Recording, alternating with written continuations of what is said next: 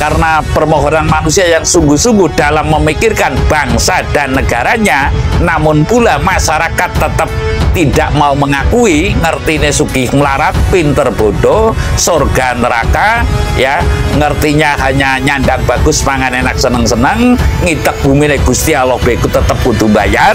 Ya, sekarang kejadian bisa dilihat. Kalau dulu pantai selatan yang saya tahu dari Cilacap sampai dengan Yogyakarta dan bahkan sampai dengan Banyuwangi dan bahkan sampai dengan ujung kulon, itu banyak sekali tempat-tempat ritual. Namun sekarang pantai selatan ini sudah dibanjiri dengan karaokean. Ini adalah fakta, ini adalah nyata. Tapi uluk salam mulya atur bagya Wisnuka Nusantara.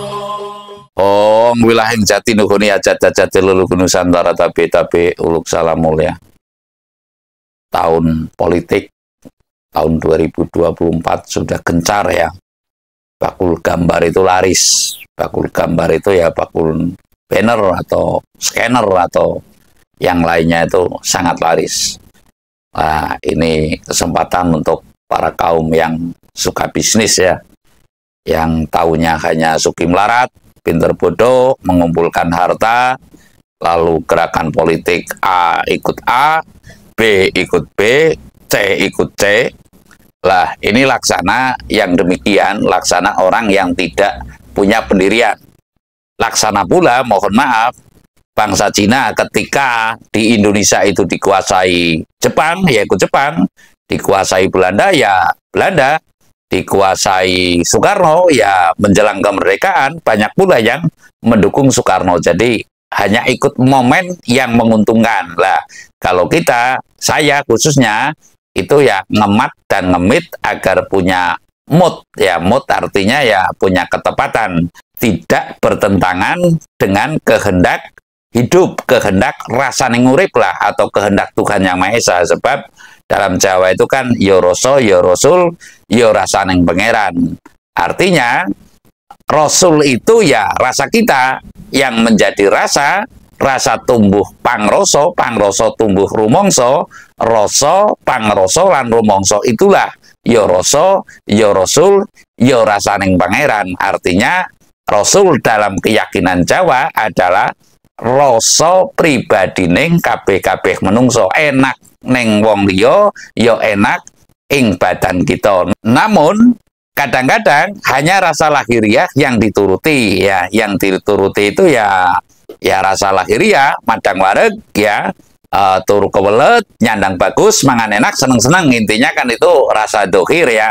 Namun kalau rasa batin kan bertanggung jawab atas hidup ya, hidup itu mengemban tugas dari Tuhan Yang Maha Esa yang harus terlaksanakan. Harus terlaksanakan yang bagaimana? Harus bisa memayu hayuning bawono, artinya aweh pangan marang wong kaliren atau kencoten kalau istilah Banyumas, aweh teken marang wong kalunyon, aweh sandang wong kang kawudan atau orang yang telanjang. Lah, ini termasuk di antara memayu kayuning bawono dengan sangat mempertimbangkan kelestarian alam, artinya tidak mendulang atau mengeksploitasi kandungan tanah atau kandungan bumi yang luar biasa yang menyebabkan seperti kejadian lumpur lapindo umpamanya, yang kejadian umpamanya itu mendulang batu bara yang berlebihan sehingga tandus nanti kemungkinan itu akan terjadi di Pulau Kalimantan, atau mengeksploitasi yang bentuk-bentuk lain yang akhirnya tidak membuat alam ini seimbang. Kali ini saya akan menyampaikan yang bahwasanya pilihan manusia itu bukan berarti pilihan leluhur. Pilihan manusia bukan berarti pilihan Tuhan Yang Maha Esa. Ya, seru sekalian alamnya. Saya akan menyampaikan tahun politik tahun 2024 bahwasanya saya meyakini bahwasanya yang dipilih oleh leluhur, oleh Tuhan Yang Maha Esa. Tentunya sebelum menggapai kepada Tuhan Yang Maha Esa, perlunya adanya restunya leluhur. Yang terestu oleh leluhur tentu niscaya dikehendaki oleh Tuhan Yang Maha Esa.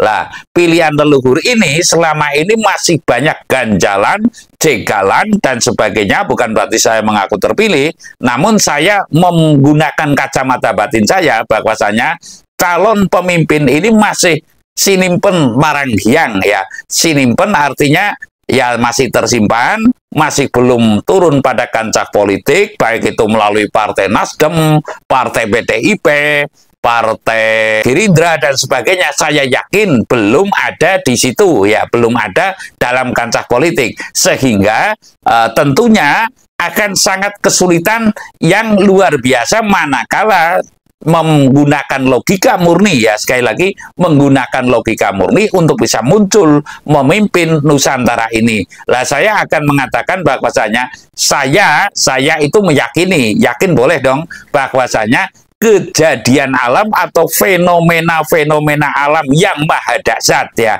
Sekali lagi, kejadian alam atau fenomena-fenomena alam yang maha dahsyat tentu akan terjadi manakala yang dipilih, yang terestu oleh leluhur ini tidak serta-merta manusia mengakui, tidak serta-merta manusia itu mau menerima, tidak serta-merta manusia itu apalagi mau mencari. Untuk menerima saja tanpa syarat. Yang saya maksud tanpa syarat itu umpamanya ada kaum, ya, kaum yang lelono, lala, dan sepi umpamanya sedang mendoakan bangsa dan negara untuk bisa muncul ke pemimpin yang adil. Itu saja pengalaman saya di Sendang Bengkung itu mendapat kendala dan bahkan dipandang sebelah mata atau bahkan orang yang ayawara. Lah, padahal ini topik besar di Nusantara ini. Setiap pemimpin muncul itu berdasarkan perjalanan spiritual dari para brahmananya, ya. Sekali lagi, perjalanan spiritual para brahmana ini sangat menentukan munculnya pemimpin yang sejati atau pemimpin yang adil, atau bahkan topik besar ke depan adalah Ratu Adil.